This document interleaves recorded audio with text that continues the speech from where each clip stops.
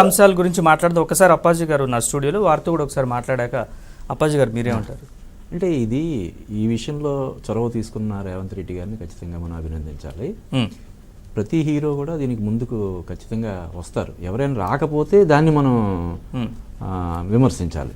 ఎందుకంటే ఆయన ప్రభుత్వానికి అనుకూలంగానో లేకపోతే పార్టీకి అనుకూలంగానో ప్రచారం చేయమంటం లేదు కదా. డ్రగ్స్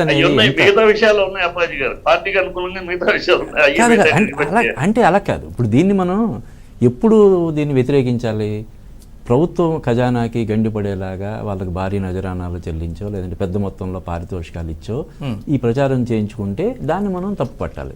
ఇప్పుడు వాళ్ళు స్వచ్ఛందంగా వచ్చి చేస్తున్న వీడియోలు, నాకు తెలిసి వీడియోలకు అయ్యే ఖర్చు కూడా ప్రభుత్వానికి ఒక పైసా కూడా ఉండదు. వాళ్ళే వీడియోలు కూడా ఎడిట్ చేసి ఇస్తారు. ఎందుకంటే దాన్ని మళ్ళీ వీళ్ళు ఏ విధంగా ఎడిట్ చేస్తారా అన్న ఒక చిన్న దీంతో వీడియోలు మొత్తం వాళ్ళు రిలీజ్ చేస్తారు. కాకపోతే అట్లాగే ఉన్నట్టు అంతే కదా.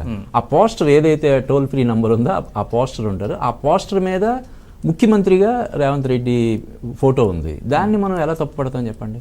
ఇప్పుడు ఏ సోనియా గాంధీదో రాహుల్ గాంధీదో ఫోటో ఉంటేనో లేకపోతే ఏ పిసిసి ప్రెసిడెంట్ ఫోటో వేసుకుంటేనో పార్టీకి ప్రచారం చేసుకుంటున్నారు వీళ్ళు అని చెప్పి మనం తప్పు పడతాం. కానీ ప్రభుత్వం అంటే ఈ డ్రగ్స్ లాంటి ఒక మహమ్మారి చెప్పాలంటే అంటే ఒక జాతిని నిర్వీర్యం చేసేంత ప్రమాదకరమైనటువంటి విషయం అది. అంటే ఒకసారి డ్రగ్స్కి బానిసలైతే ఎంతకైనా తెగిస్తారు, దేనికి ఎంతకైనా దిగజారిపోతారని కూడా మనం చదువుతున్నాం, వింటున్నాం. అటువంటి డ్రగ్స్కి వ్యతిరేకంగా డ్రగ్స్కి దూరంగా ఉండండి అని చెప్పి జనాలను జాగృతం చేయడం కోసం, ప్రజల్లో అవగాహన కలిగించడం కోసం పెద్ద ఎత్తున ఇది చేస్తున్న ప్రచారాన్ని ఖచ్చితంగా అందరూ అభినందించాలి. హీరోలందరూ కూడా అందులో పాలు పంచుకోవాలి. మీరు అన్నారు ఇందాక బెనిఫిట్ షోలు వీటికి వ్యతిరేకంగా ప్రభుత్వం నిర్ణయం తీసుకుంది కదా, మరి హీరోలు ముందుకు వస్తారా? నిజానికి చెప్పాలండి నరేష్ గారు, ఈ రేట్లు ఎక్కువగా పెంచడం కానీ ఈ బెనిఫిట్ షోలు లేదంటే షోలు ఇవి నిజం చెప్పాలంటే రీసెంట్గా వచ్చిన పుష్ప విషయంలో బెడిసి కొట్టింది. ఎక్కువగా ఉండడం, రేట్లు ఎక్కువగా ఉండడం అనే దాన్ని. ముఖ్యంగా సంక్రాంతి అంటే సకుటుంబ సమేతంగా సినిమాలు చూడాలని కోరుకుంటారు.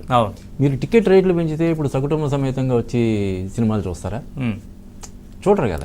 ఇప్పుడు అంతే కదా. ఇప్పుడు ఉదాహరణకి ఈ 3 సినిమాలు, సంక్రాంతికి వస్తున్నటువంటి 3 సినిమాలు, గేమ్ చేంజర్ కానీ, సంక్రాంతికి వస్తున్నాం అనే సినిమా కానీ, డాకు మహారాజు, 2 సినిమాలకి డైరెక్ట్గా ప్రొడ్యూసర్ దిల్ రాజు గారు. 3వ సినిమా డాకు మహారాజుకి ఆయన డిస్ట్రిబ్యూటర్. అంటే 3 సినిమాలు ఆయనవే. ఆయన ఎక్కడ దీని గురించి రేట్లు పెంపుదల గురించి కానీ లేదంటే బెనిఫిట్ షోలు ఏమైనా ఆందోళన ఏం చెందట్లేదు. మనం చూస్తే ఒక పక్క ఎఫ్డిసి చైర్మన్గా తను చేస్తూ ఈ సినిమా ప్రచారం హ్యాపీగా చేసుకుంటున్నాడు ఆయన. గేమ్ చేంజర్ సినిమా గురించి కానీ, సంక్రాంతికి వస్తున్నాం చూడండి, పుంకాలకు వీడియోలు చేస్తున్నారు వాళ్ళు.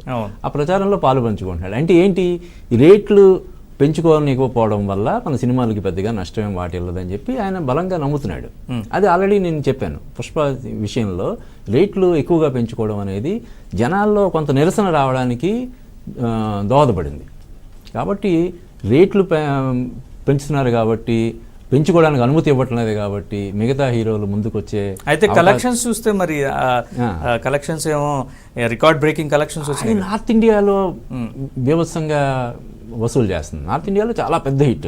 ఇప్పుడు రీసెంట్గా నిన్న మొన్న అమీర్ ఖాన్ కూడా దాని గురించి అభినందిస్తూ ఒక ఇది జారీ చేశాడు. అంతకుముందు యశ్రాజ్ ఫిల్మ్స్ అనే ఒక అతిపెద్ద నిర్మాణ సంస్థ, బాలీవుడ్లో బిగ్గెస్ట్ ప్రొడక్షన్ హౌస్, వాళ్ళు కూడా పుష్ప సినిమాని అభినందిస్తూ లెటర్ రిలీజ్ చేశారు. ఈ కలెక్షన్స్ అన్ని మన తెలుగు స్టేట్స్లో వచ్చిన కలెక్షన్స్ కాదు కదా. ఇప్పుడు నిన్న అతి కష్టం మీద ఓవర్సీస్లో ఇప్పుడు బ్రేక్ ఈవెన్ అయింది, ఇప్పుడు లాభాలు వచ్చే అవకాశం ఉందని చెప్పి మనం చూస్తున్నాం. ఎక్కడంటే నార్త్ ఇండియాలో విపరీతంగా కనెక్ట్ అవ్వడం వల్ల అక్కడ చాలా పెద్ద విజయం సాధిస్తుండడం వల్ల ఈ కలెక్షన్స్ ఇప్పుడు ఈ 2000 కోట్లు అనేవి 2000 వరల్డ్ వైడ్ కలెక్షన్స్. అదే వరల్డ్ వైడ్లో 2000 కోట్లలో 50% దాదాపుగా 1000 కోట్లు హిందీ బెల్ట్ నుంచి, హిందీ వెర్షన్ నుంచి వచ్చిన ఇదన్నమాట. ఇంకా చెప్పాలంటే తెలుగు స్టేట్స్లో అంటే మనకి ఇంకా కరెక్ట్గా క్లారిటీ లేదు కానీ. సార్ చిట్టిబాబు గారు ఒక్క నిమిషం ఇక్కడ ఒక విషయం కూడా ఉంది. అసలు రేట్లు పెంచడం అని అడిగే విషయమే సహేతుకమైనది కాదు అని ఎందుకు సహేతుకం కాదంటే మేము ఖర్చు పెట్టి తీసామంటున్నారు. ఖర్చు పెట్టి తీసామని ఎవరికి త్యాగం చేయగా మీరు మార్కెట్ అంతే కదా. ఒక 10 మందికి లబ్ధి చేకూర్చడం కోసం చెప్పండి. మార్కెట్ చిట్టి గారు. ఇంటర్నేషనల్ వైడ్ గా ఇప్పుడు తీయాలి కాబట్టి అలా మార్కెట్ పెరిగింది, అందుకని అలానే కాదు, అంటే ఇప్పుడు రేట్లు పెంచడం వల్ల ఎవరు లబ్ధి పొందేది ఎవరు చెప్పండి? ఎవరికి లబ్ధి?